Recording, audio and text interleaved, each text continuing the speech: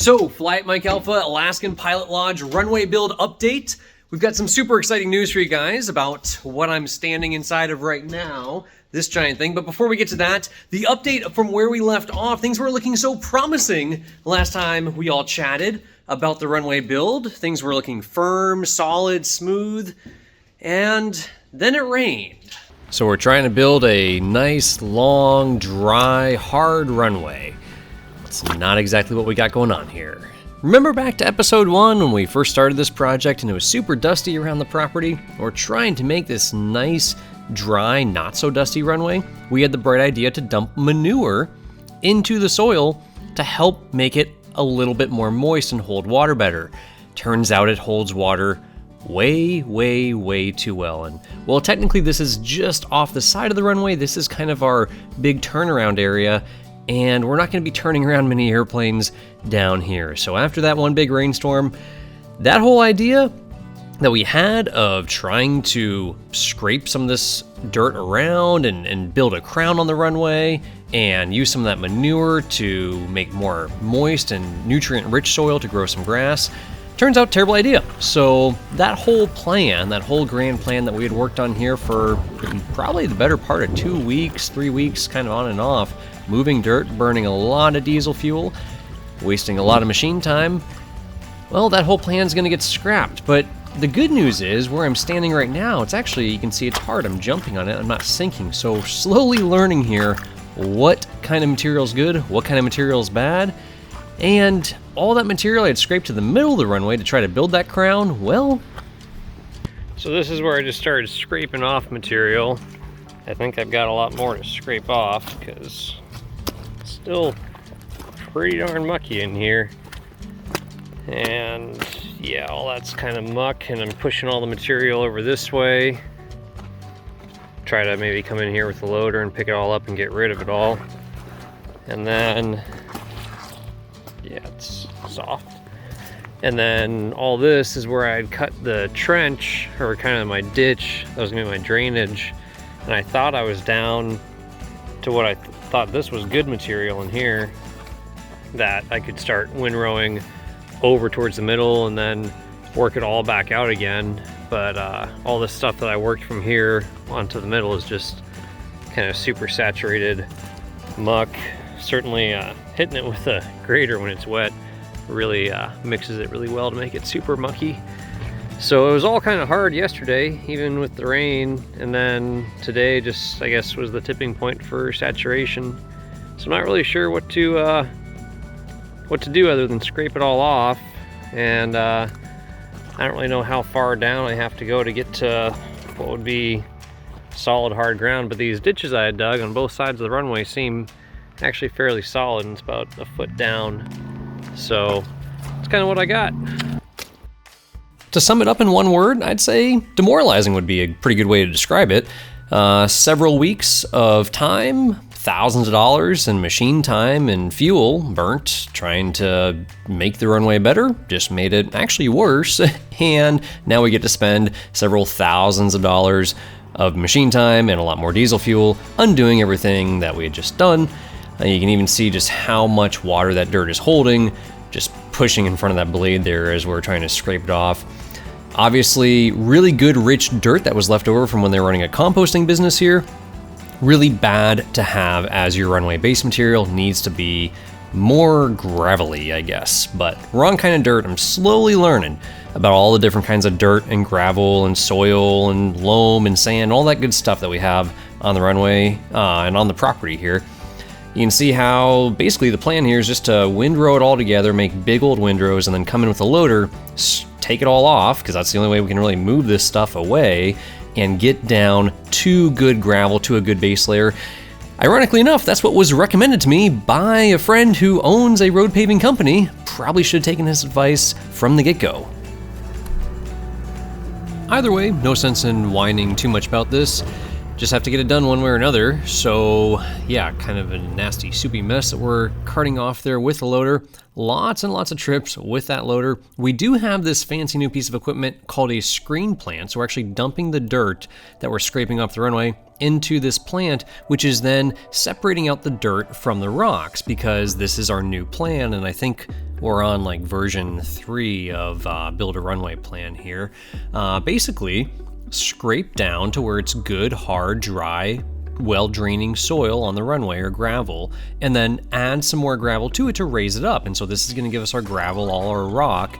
It'd be awesome if it was crushed rock, because it would lock together a little bit better, but I don't have a rock crusher, nor do I have the money for one.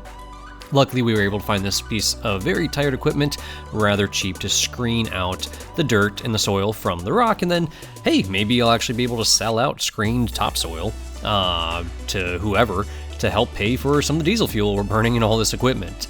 Now, a lot of it went through the screening plant, some of it we just dumped off to the side because we're running out of time here, just calendar time. Like, winter is coming and we got to get this done.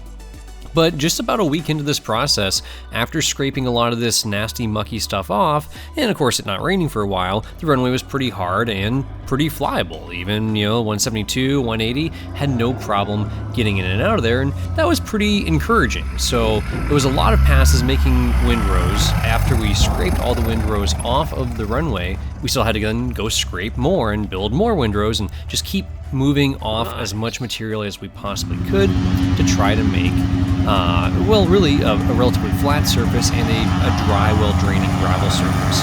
Now, of course, old equipment does break down, so it was not without complications. Of course, the screen plant needed to get fixed at some point because I forget what, some rusty piece of steel broke, and so we had to gob on some more metal with the MIG welder. And I think it's about that time to stop grading, because, well, that tire's pointed that way, and that tire's pointed that way. Of course, as we're doing all this, other things break, like the grader here. Not really supposed to look that way, right? That was pretty disappointing. What was even more frustrating was how to even get the grader from the runway with tires crisscross pointed weird directions up to the hangar so that we could go ahead and do some serious welding on it to fix the big 2-inch chunk of steel that broke. But either way, we were able to remove some parts and weld them in the hangar. Some other parts, we had to actually just bring the whole machine up the driveway with the loader carrying the front of the machine and the bucket, and then the back of the machine resting on the ground. It's a 40,000-pound machine, so pretty darn heavy there. But all in all, it's a process and it's a plan. We have this plan, and we are dumping that gravel as we screen it out into the middle of the runway there, trying to raise up the middle of the runway and make sure it is going to be well draining, good dry gravel. That's the idea here, right? Now, with the temperatures getting colder and colder every night, some of the temperatures dropping below freezing in the evenings, and highs really only in the 40s and 50s, it was like, hey, it is about time to get this hangar painted, otherwise this paint is not going to dry because we don't have a good heat source in the hangar at the moment. So we got to get on this. So the next step was, let's start working away on that hangar, see what we can get done in there, get the door cleaned up, get all the grease off of all that foam. It was so filthy. And then go ahead and start painting the walls, painting the ceiling, making it as nice of a white, bright place as we possibly could. And then choking on the fumes from the epoxy, getting this epoxy floor laid out, throwing the flakes around, trying to make it, well, it's not exactly how I wanted it to come out in the end, but trying to make a very good traction surface, really. Trying to make it kind of gritty with the flakes and with some sand mixed in to the actual epoxy itself and to that clear coat, so that we were not going to be falling all over the place when we were trying to be working in there, especially when your boots are covered in snow or oils on the floor. We wanted to have a good, solid traction surface, hopefully also easy to clean, because the rougher you make the floor, the more dirt it traps. But either way, we can't be slipping around, busting your butt on a concrete floor. It hurts. So had to come up with a good solution to actually ensure that we would have good traction working there, especially when we're dealing with snow and ice in the winter. We got the hangar all done. It was super cool. Felt like a really big accomplishment, a big thing crossed off the list that we had to get done before winter really hit. And yeah, the very next day, winter hit. We thought we were going to be getting back out on the runway to do some work. It was a little surprising. Now, despite waking up that cold September morning and feeling like the apocalypse had hit because we were so not ready for this, Luckily, this did not stick around too long. Actually, just 2 short days later, we were already out playing around again, trying to get the last little bit of nice weather in, nice little bit of what summer, fall-ish seemed remaining. Of course, this was about 150 miles south of the pilot lodge down on the Kenai Peninsula, where we went out and played around on the beach for a little bit, just to get out and fly the airplane some more before we had to, again, buckle down and tidy up some last-minute projects, running around trying to get some progress made on this runway. The next plan I came up with was to go ahead and try to weld up this roller, because I knew I needed compaction. I knew that was a big thing I was missing, that as I touched the dirt with the blade and tried to shape the runway, move dirt around, you kind of fluff it up, let a lot of air in, and then as it rains and moisture gets in there, it becomes pure muck and mud. So I needed compaction. I really needed a drum roller like one of these, but because I didn't have one of those, nor did I have the funds to go buy one, I decided I'd weld up this 500-gallon oil tank and make a roller, fill it full of water, and have this 4,000-pound thing being drug around behind the truck that would help compact the dirt.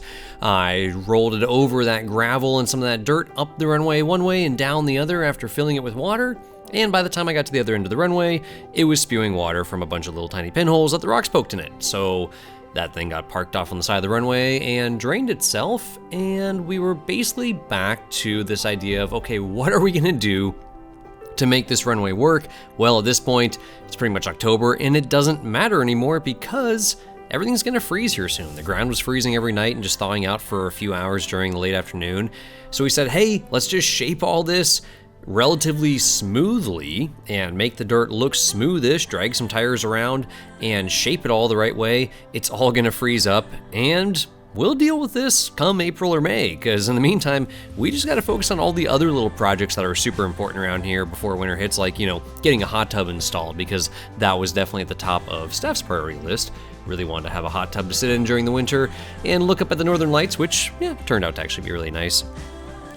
Ultimately, it was just about, hey, let's make this thing functional, that being the runway. Oh, and the hot tub too, and every other little thing, trying to make everything function throughout winter. And you know what? Actually wasn't all that bad of a plan. Luckily, the ground freezes up pretty nicely here, and we had really already wasted enough time, money, fuel, all that stuff, playing in the dirt all summer.